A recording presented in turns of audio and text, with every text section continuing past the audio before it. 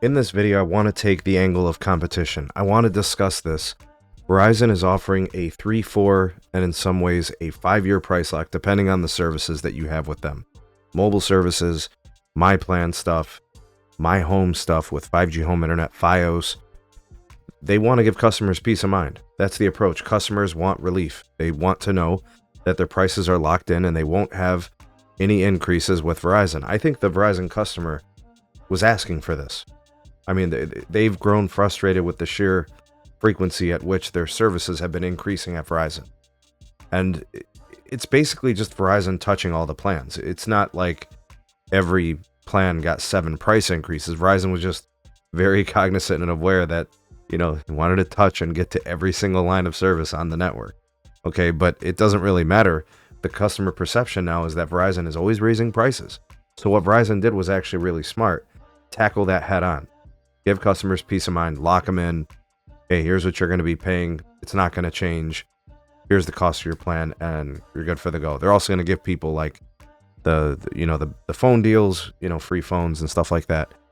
Again, it's a financially tumultuous time right now in the industry. You've got people worried about inflation and tariffs and all these other things. Everybody's just looking for stability. Everybody's just looking to know that things are going to be predictable. Uncertainty is just heavy, has a lot of gravity, and it causes people to worry. The average everyday person living bill to bill, check to check, and those kind of things. But I want to take this angle, and that's the T-Mobile side. What do you guys think that T-Mobile is going to do in response to this? Do you guys think that T-Mobile will respond? I think that's the question, is whether or not they do. In my opinion, and I'm just on the outside looking in, just like all of you out there, I don't have any access to anything unique that you don't, or you do or don't, but just looking from the outside, I'm seeing T-Mobile kind of moving in a direction where they're getting kind of carrier-like. They're raising the costs on legacy plans. They've done that twice in the last, 10 months or something. They've raised prices. They've gotten rid of promotions, and they're not giving the same deals to military folks and 55 plus. And a lot of their moves have been different than what they were in their original identity, right? The uncarrier thing, just not a thing anymore, right? So I say that to say this.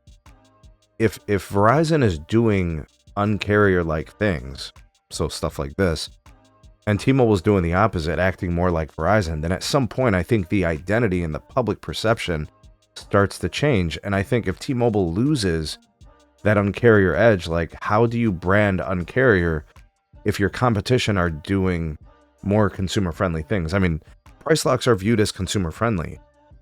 Price locks are viewed positively by customers, especially when they're honored. Now, T-Mobile just recently walked back their price lock guarantee and said, we're not doing it that way anymore. They completely changed it and backtracked it. So I don't know. I guess what I'm saying is what's T-Mobile response going to be to this? Yes or no, do you guys think they respond? And if they do, are they going to respond in a way that's going to make it look and sound like they're matching Verizon? And then I think we beg the question, is since when was T-Mobile responding to Verizon? You know what I mean? It's always been the other way around. It's been Verizon trying to curb losses and stop the bleeding for customers going to T-Mobile, especially after the merger, with Sprint. Maybe you want to throw in your thoughts and opinions on maybe how AT&T plays, but I think it's more about T-Mobile because they're the grower. And maybe this is a sign that Verizon's taking growth more seriously, because the perception is they can't grow and customers leave. And, I think Verizon knows that they have less accounts than they did before, and they've grown pretty nicely through cable. But if their customers are going to cable, they're not attaching any other Verizon services. Now Verizon's probably thinking, well, if a customer is going to leave to cable, at least we get mobile revenue because they're using the Verizon network. But now they're probably looking for more, and this all makes sense. They want to sell them 5G home internet. They want to sell them My Plan perks. They need a deeper customer relationship, and I think that's what this is all about. How's T-Mobile going to respond? Does T-Mobile have the platform? Do they have the perks? Do they have the add-ons? Do they have the benefits? Do they have the value? Because right now I think Verizon is offering probably the most compelling options as a total package one-stop shop. Home broadband, mobility services, multiple plans, perks and add-ons.